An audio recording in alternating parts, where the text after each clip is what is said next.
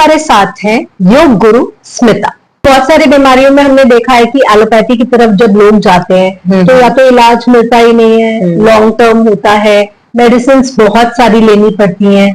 हम योग से हर एक बीमारी को ठीक कर सकते हैं। आज मैं आपको एक ऐसे डिटॉक्स जूस के बारे में बताऊंगी तो जो हमें सुबह उठ करके लेना है। बहुत लोग आजकल ये सोचते हैं बहुत सारे आटे मिला दो, जो भी, जवार भी, बाजरा भी, गेहूं भी, सब एक आटे में मिक्स करके भी हमने तो मल्टीग्रेन रोटी खा ली है, तो सारी डाइट हमारे अंदर चली गई है। ये सबसे पहले रॉन्ग है। फ्रोजन शोल्डर से परेशान जो लोग हैं उस बीमारी के अनुसार मैं आसन आपको बताऊंगी। नमस्कार and welcome to Be Magnetic with Monika. आज हमारे साथ हैं योग गुरु स्मिता और योग की इंपॉर्टेंस को आज पूरी दुनिया जान चुकी है। योग हमारे फिजिकल ही नहीं बल्कि मेंटल और स्पिरिचुअल अपलिफ्टिंग के लिए बेहद जरूरी हो चुका है। तो आज हम बात करेंगे योग गुरु स्मिता से, जो कि हमें योगासनास बताएंगी बहुत सी कॉमन बीमारियों से रिलीफ पाने के लिए।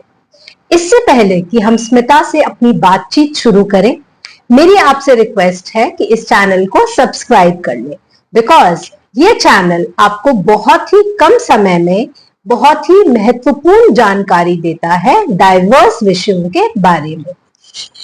Hello Smita and welcome to Be Magnetic with Monika. Hello Monika ma'am. Smita, तो सबसे पहले तो आप हमें अपनी जर्नी के बारे में बताइए। Okay Monika ma'am. Monika ma'am, मुझे बचपन से ही खेलने कूदने का बड़ा शौक था और मैं बचपन में बैडमिंटन खेलती थी, योगा करती थी। उसके बाद जैसे कि हम सभी जानते हैं कि शादी होती है, बच्चे भी हो जाते हैं, ऐसे ही सेम मेरी शादी हुई, फर्स्ट बेबी मेरा हुआ। उसके बाद मुझे कुछ हेल्थ इश्यूज होने स्टार्ट हो गए थे, जैसे कि बैक पेन होना स्टार्ट हो गया था, सर्वाइकल, नी प्रॉब्लम्स, बहुत सारे इसी टाइप के कुछ इश्यूज मेरी बॉडी के अंदर हो गए थे।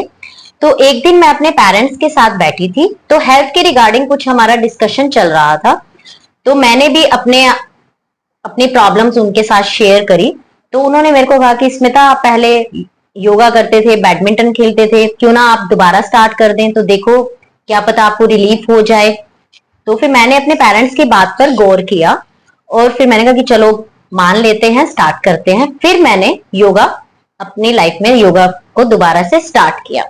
उसके बाद मैंने देखा 15 दिन 20 दिन, विद इन 2 months में मेरी बॉडी के अंदर एक मैजिक होने लगा। मैजिक हुआ जिससे मुझे धीरे धीरे मेरा सर्वाइकल भी ठीक हुआ, मेरे नी प्रॉब्लम्स और बैक पेन भी मेरा ठीक हो गया। जो भी इश्यूज थे मेरी हेल्थ में, जो भी इश्यूज मेरे साथ हो रहे थे, वो सारे चले गए। फिर मैं जब हेल्थ इश्यूज मेरे चले गए तो उसके बाद मैंने सोचा क्यों ना योगा में ही आगे बढ़ा जाए। तो 2018 में मैंने पीजी योगा करी और कुछ उसी दौरान मैंने इंटरनेशनल सर्टिफिकेशन भी लिए।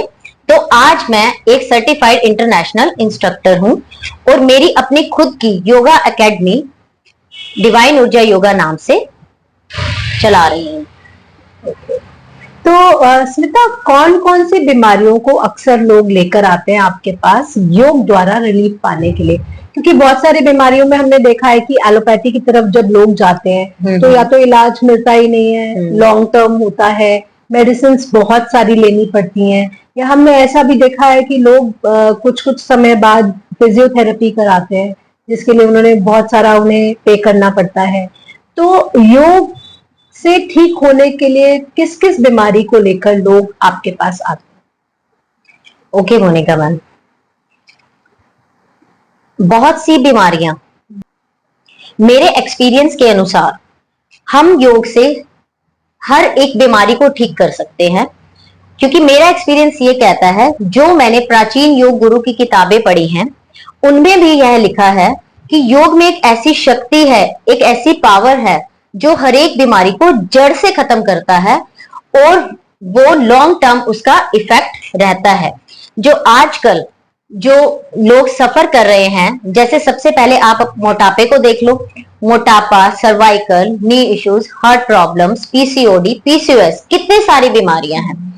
लेकिन अगर हम इन बीमारियों को दूर करना चाहते हैं तो हमें योग करना चाहिए। योग एक ऐसी जीवन जीने की कला है, अगर हम इसको अपने जीवन में उतारेंगे, एक बीमारी को अपने से दूर कर सकते हैं। जैसे कि मोटापे को ही ले लीजिए। मोटापे से हर दुनिया परेशान है, चाहे मेल हो फीमेल हो, सभी मोटापे को लेकर के बहुत परेशान हैं। तो मोटापे से कितनी सारी बीमारियां हमारी बॉडी में आ जाती है। हमें हार्ट प्रॉब्लम्स हो जाती हैं, सर्वाइकल हो जाता है, ब्लड क्लॉट्स हो जाता है, हमारे को acidity, constipation, knee problems, back pain, so many issues are there.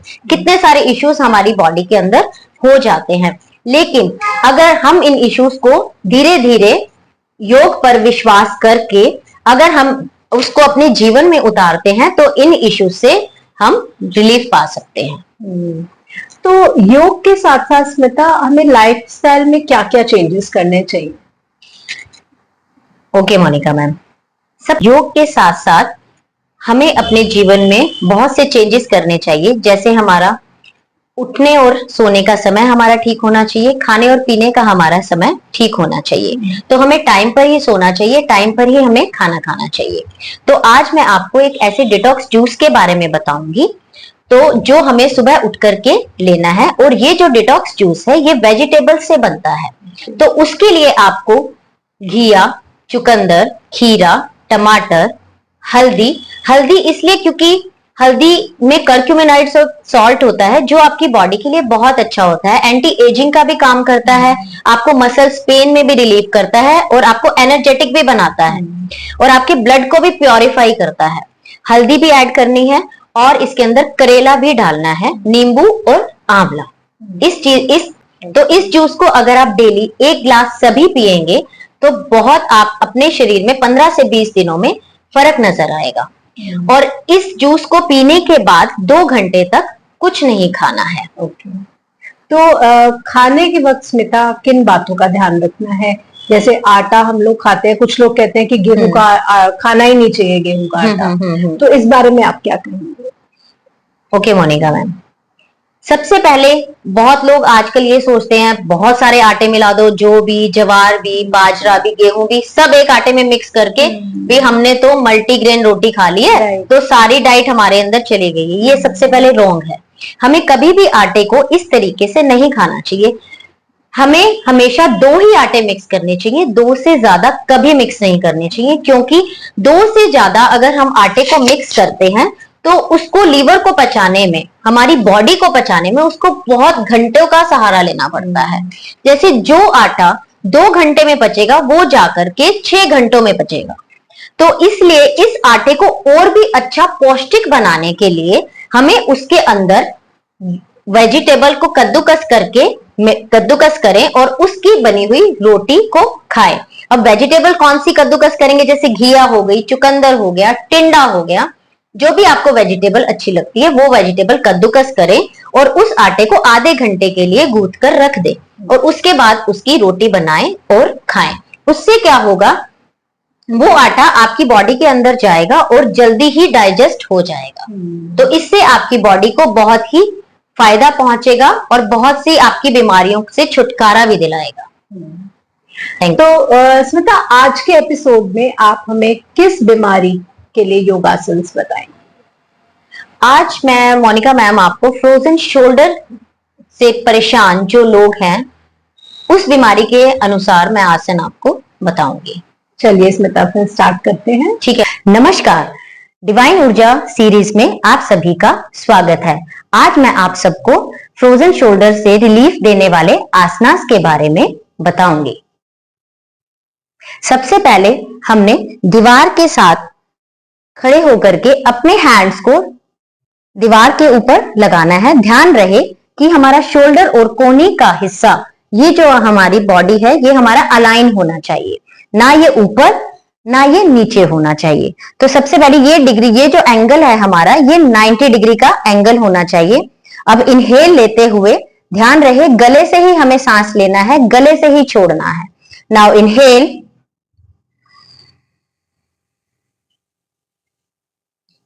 Excel. यहां से फिर से हम इनहेल लेंगे,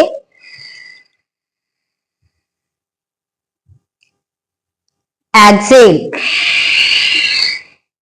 inhale, exhale. ये हमारा हुआ आसन नंबर 1। अब दूसरा आसन मैं इसी के साथ कराने जा रही हूं। वेरिएशन है इसके अंदर अलाइनमेंट हमारा सेम रहेगा। Elbow and shoulder area align in a same line. Inhale, ऊपर की तरफ जाना है हमें ऐसे लेते हुए अपने हाथों को। Inhale, exhale, inhale up, exhale down. एक बार फिर से हम इसको दोहराते हैं। Inhale, exhale. तीसरा आसन आपने क्या करना है, अपनी रिस्ट को अपने दूसरे हाथ से होल्ड करना है और इसको ऊपर की तरफ, पीछे की तरफ, सिर के पीछे लेकर के जाना है। Hands behind back to your ear. Inhale, exhale. Stretch करना है अपने शोल्डर को अपने दूसरे हाथ की मदद से। वापस आते हुए दोबारा से इनहेल लेंगे और फिर से हम इस प्रक्रिया को करेंगे। एक्सेल करते हुए बेंडिंग जाना है। इनहेल लेते हुए हमें वापस आना है। इसी प्रक्रिया को हम दूसरे हाथ से करते हैं। Hold your wrist, inhale, Excel.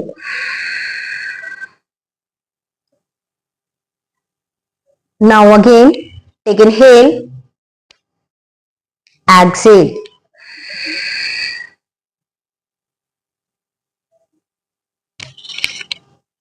वापस एक्सेल करते हुए धीरे धीरे अपने दोनों हाथों को नीचे लाते हुए रिलैक्स करना है। इसके बाद अपनी एल्बोज को क्रॉस करना है इस तरीके से, ऐसे इस तरीके से क्रॉस करते हुए what we have to do here, we have to cross our both arms back to our ear. Push your hip back and stretch your shoulders back and look up. Contract hip muscles, core engage and look up. Only focus on your shoulder stretching. Now again take inhale, center, exhale, forward. Now again take inhale and stretch back and look up. Make an arch in your spine. Now exhale. Relax. इसके बाद आप घर में, आप सभी के पास belt होगा, दुपट्टा होगी, तो हम वो ले सकते हैं। ये मैं आज आपके सामने योगा स्टेप ले रही हूं। इसको हमने इस तरीके से ऐसे होल्ड करना है। होल्ड। नाउ ऊपर की तरफ हमने इसको लेकर के जाना है इस तरीके से। बट ध्यान रहे हमारी टांगे बिल्कुल सीधी होनी चाहिए, कमर हमारी सीधी। अब इनहेल लेते हुए शोल्डर्स को पीछे की तरफ मोड़ना है। बट ध्यान रहे इस प्रक्रिया को करते हुए आपकी एल्बोज मुड़े नहीं। एक्सेल करते हुए नीचे। नाउ इनहेल करते हुए दोबारा से ऊपर। Elbow should be straight and exhale. दोबारा से करते हैं। Inhale, exhale. दोबारा इनहेल, एक्सेल। इस प्रक्रिया को जो भी मैंने अभी जो आसन आपको बताए हैं, अगर आप इन आसनों को घर में डेली रूटीन में प्रैक्टिस करेंगे तो फ्रोजन शोल्डर से 15 से 20 दिनों में आपको आराम आ जाएगा। धन्यवाद।